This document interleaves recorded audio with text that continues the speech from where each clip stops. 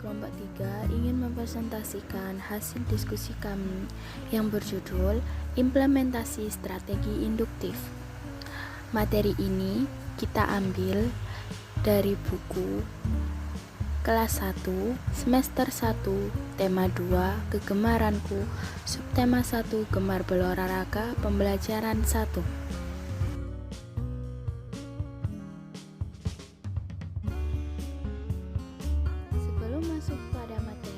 Alangkah baiknya jika kami memperkenalkan diri terlebih dahulu.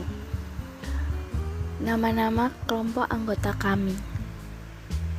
Hai sahabat, perkenalkan nama saya Diah Putri Adaningrum, NIM 095. Salam kenal. Halo teman-teman, perkenalkan nama saya Sekar Kinanti Risnanda dengan NIM 098. Salam kenal. Hai semuanya, perkenalkan nama saya Rifma Rokmatulaili, NIM 170. Salam kenal. Hai, namaku Novia Kristina Purba, NIM 243. Salam kenal semuanya.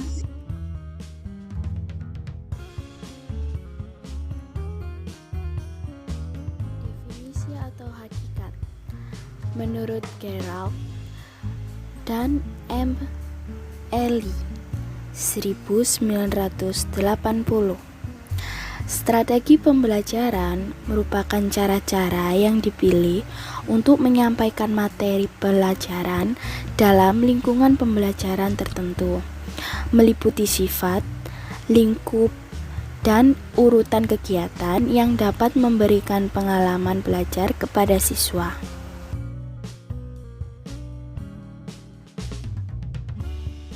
Adapun pengertian menurut Arifin, berpikir induktif merupakan cara berpikir yang digunakan apabila seseorang membuat kesimpulan berdasarkan informasi atau fakta yang dimiliki dan berdasarkan prinsip-prinsip penemuan, serta dibuat dari yang spesifik ke yang umum.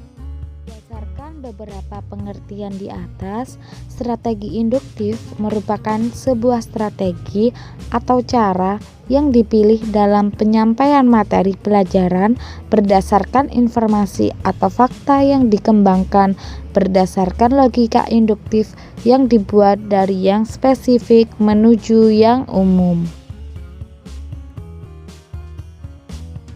Tujuan dan karakteristik. Yang pertama, tujuan. Menurut Joyce tahun 2009, model berpikir induktif dirancang untuk melatih siswa dalam membentuk konsep dan sekaligus menggeneralisasikan konsep-konsep. Model ini juga membentuk perhatian siswa untuk fokus pada logika, bahasa, dan arti kata-kata dan sifat pengetahuan. Yang kedua yaitu karakteristik. Menurut Eko Eswarimun tahun 1997, dalam buku halaman 20, model pembelajaran induktif memiliki karakteristik sebagai berikut. Yang pertama, digunakan untuk mengajarkan konsep dengan menggeneralisasi. 2. Efektif untuk memotivasi siswa dalam pembelajaran. Ketiga, menumbuhkan minat siswa karena partisipasi siswa dalam melakukan observasi sangat mendapat penekanan dan siswa secara maksimal diberi kesempatan untuk aktif. Keempat, mengembangkan keterampilan proses siswa dalam belajar. Dan yang terakhir yaitu mengembangkan sikap positif terhadap objek. Selanjutnya ialah kelebihan strategi induktif. Kelebihan strategi induktif diantaranya 1. Pada strategi pembelajaran induktif, guru langsung memberikan presentasi informasi-informasi yang akan memberikan ilustrasi-ilustrasi tentang topik yang akan dipelajari siswa, sehingga siswa mempunyai parameter dalam pencapaian tujuan pembelajaran. 2. Ketika siswa telah mempunyai gambaran umum tentang materi pembelajaran, guru membimbing siswa untuk menemukan pola-pola tertentu dari ilustrasi-ilustrasi yang diberikan tersebut, sehingga pemerataan pemahaman siswa lebih luas dengan adanya pertanyaan-pertanyaan antara siswa dengan guru. 3. Strategi pembelajaran induktif menjadi sangat efektif untuk memicu keterlibatan yang lebih mendalam dalam hal proses belajar karena proses tanya jawab tersebut. Dalam strategi induktif terdapat juga kekurangan. Di antaranya, 1. Guru harus menjaga siswa agar perhatian mereka tetap pada tugas belajar yang diberikan, sehingga peran guru sangat vital dalam mengontrol proses belajar siswa. 2. Kesuksesan proses belajar mengajar dengan menggunakan model pembelajaran induktif bergantung pada contoh-contoh atau ilustrasi yang digunakan oleh guru. 3. Pembelajaran tidak dapat berjalan bila guru dan muridnya tidak suka membaca, sehingga tidak mempunyai pilihan dalam proses induktif. 4. Strategi ini membutuhkan guru yang terampil dalam bertanya, sehingga kesuksesan pembelajaran hampir sepenuhnya ditentukan kemampuan guru dalam memberikan ilustrasi-ilustrasi. 5. Tingkat keefektifan strategi pembelajaran induktif ini jadinya sangat-sangat tergantung pada keterampilan guru dalam bertanya dan mengarahkan pembelajaran, di mana guru harus menjadi pembimbing yang akan untuk membuat siswa berpikir.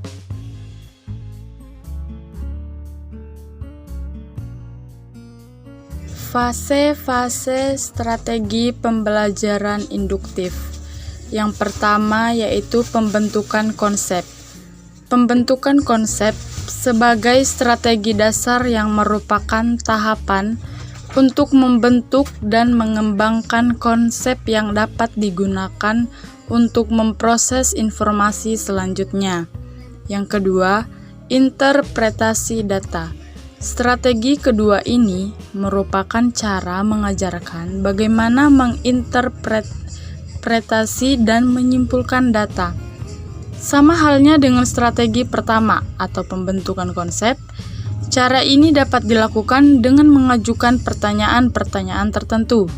Yang ketiga, yaitu penerapan prinsip. Merupakan fase di mana siswa dapat merumuskan suatu konsep, menginterpretasikan dan menyimpulkan data. Selanjutnya, mereka diharapkan dapat menerapkan suatu prinsip tertentu ke dalam suatu situasi permasalahan yang berbeda, atau siswa diharapkan dapat menerapkan suatu prinsip untuk menjelaskan suatu fenomena baru. Kompetensi inti atau KI. KI 1. Menerima dan menjalankan ajaran agama yang dianutnya.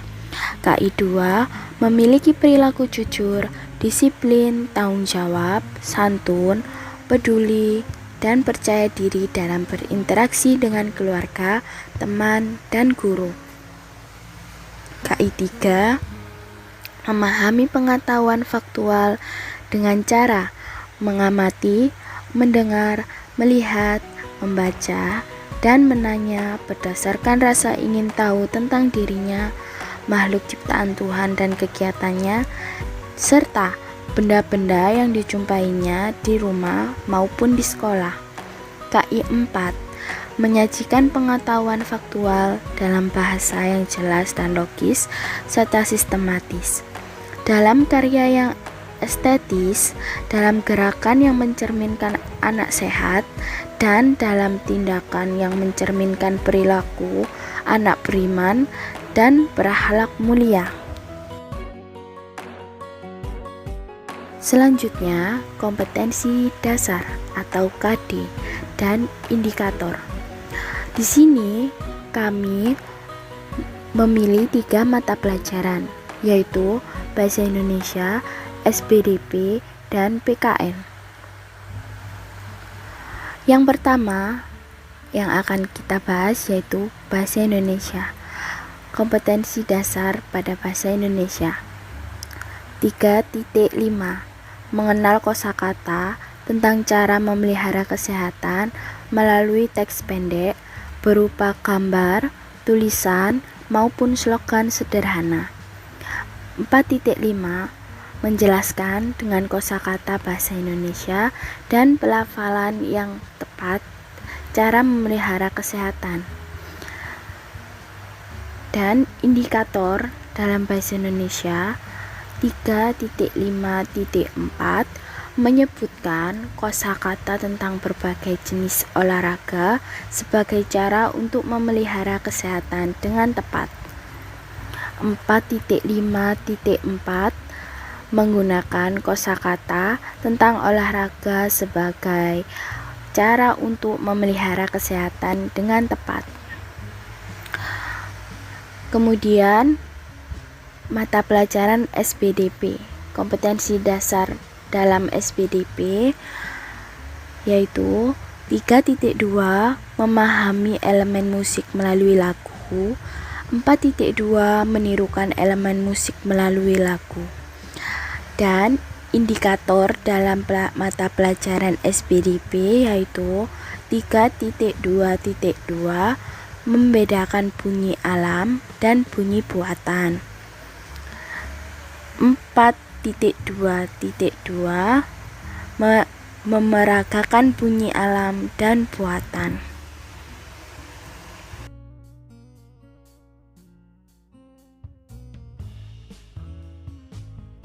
Dan mata pelajaran yang terakhir yaitu PKN. Pada kompetensi dasar PKN yaitu 1.2 menerima sikap sesuai dengan aturan dan tata tertib yang berlaku di rumah maupun di sekolah. 2.2 menerima aturan dan tata tertib yang berlaku di rumah dan di sekolah. 3.2 memahami aturan yang berlaku dalam kehidupan sehari-hari di rumah. 4.2 melakukan kegiatan sesuai aturan yang berlaku dalam kehidupan sehari-hari di rumah. Dan indikator dari pelajaran PPKN yaitu 3.2.1 menggali informasi tentang hal-hal yang boleh dan tidak boleh dilakukan saat bermain atau berolahraga. 4.2 melaporkan informasi tentang hal-hal yang boleh dan tidak boleh dilakukan saat bermain atau berolahraga. Tujuan pembelajaran. Yang pertama, dengan mengamati gambar permainan dan olahraga, siswa dapat memahami kosakata tentang cara memelihara kesehatan dengan tepat. 2. Dengan menirukan kata-kata yang dibacakan oleh guru, siswa dapat menambah kosakata tentang cara memelihara kesehatan dengan tepat dan percaya diri. Ketiga, melalui kegiatan membaca dan mengajak teman memeragakan, siswa dapat menggunakan kosakata tentang olahraga sebagai cara memelihara kesehatan dengan tepat. Keempat, dengan menyimak teks yang disampaikan oleh guru, siswa dapat mengidentifikasi aturan yang berlaku saat bermain atau berolahraga dengan tepat. Kelima, dengan mengamati dan mengidentifikasi gambar, siswa dapat melaporkan informasi tentang hal-hal yang boleh dan tidak boleh dilakukan saat bermain atau berolahraga dengan tepat. Keenam, dengan menyimak teks yang disampaikan oleh guru, siswa dapat mengidentifikasi bunyi alam dan bunyi buatan dengan tepat. Dan yang terakhir, ketujuh, dengan mengamati gambar dan menyanyikan lagu tentang tepuk tangan, siswa dapat memeragakan bunyi alam dan bunyi buatan dengan tepat dan percaya diri.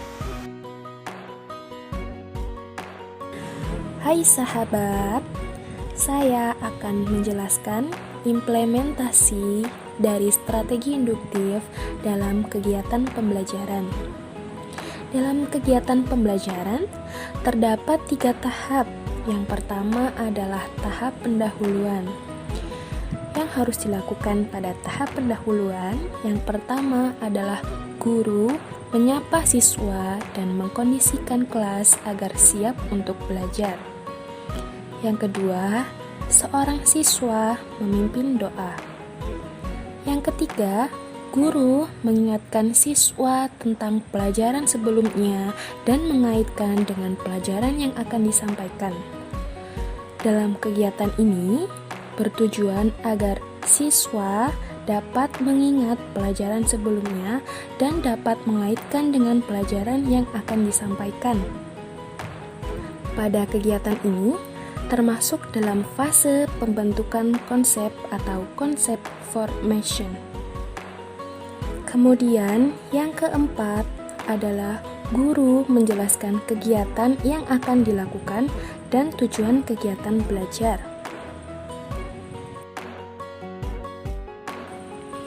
Kemudian kegiatan inti. Dalam kegiatan inti, kelompok kami membuat 3 kegiatan. Pada kegiatan 1, yang pertama yang harus dilakukan adalah guru mengawali pembelajaran dengan menunjukkan gambar beberapa jenis permainan dan olahraga yang menyehatkan. Kemudian yang kedua, siswa menirukan kata-kata yang dibacakan guru tentang jenis-jenis olahraga dan permainan. Dan yang ketiga, guru memberi kesempatan kepada siswa untuk bertanya tentang makna kata-kata yang telah dibaca. Dalam kegiatan ini, bertujuan agar siswa dapat mengetahui makna kata-kata yang telah dibaca. Kemudian yang keempat, setelah membaca nyaring dan mengulang kosakata tentang permainan dan olahraga, siswa mengamati gambar-gambar pada buku siswa. Yang kelima, siswa mengidentifikasi gambar kegiatan yang menyehatkan dan tidak menyehatkan dengan cara memberi tanda centang pada gambar kegiatan yang menyehatkan dan memberi tanda silang pada gambar kegiatan yang tidak menyehatkan. Dalam kegiatan ini termasuk pada fase pembentukan konsep atau konsep formation. Kegiatan yang kedua. Pertama yang harus dilakukan adalah guru membacakan sebuah cerita dan menunjukkan gambar, kemudian siswa mengamati gambar dengan seksama. Yang kedua, siswa mengidentifikasi sikap yang terdapat dalam gambar secara mandiri.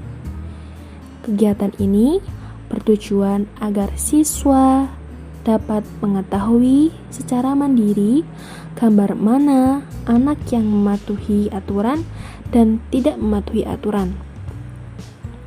Kemudian yang ketiga, guru menstimulasi siswa untuk menyampaikan pendapatnya mengenai gambar-gambar yang telah diidentifikasi berkaitan dengan sikap anak-anak di dalam gambar. Dalam kegiatan ini, termasuk pada fase pembentukan konsep atau konsep formation, dan pada kegiatan ini menunjukkan kreativitas dan innovation. Kegiatan yang ketiga. Pertama yang harus dilakukan adalah guru membacakan cerita dan menunjukkan gambar tentang benda yang berbunyi berasal dari alam dan buatan.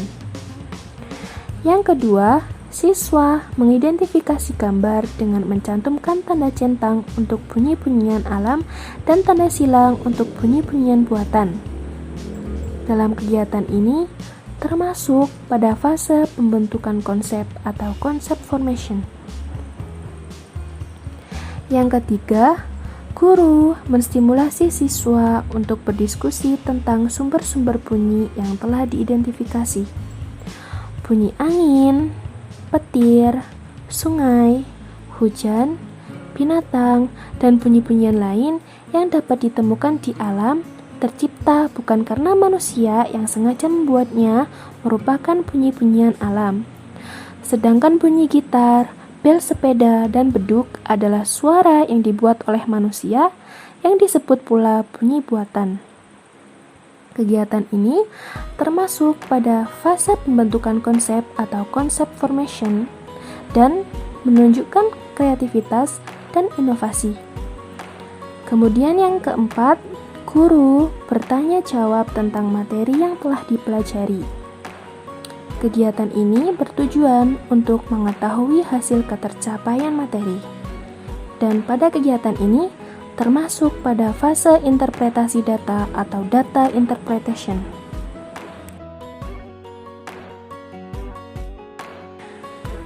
Yang terakhir adalah kegiatan penutup.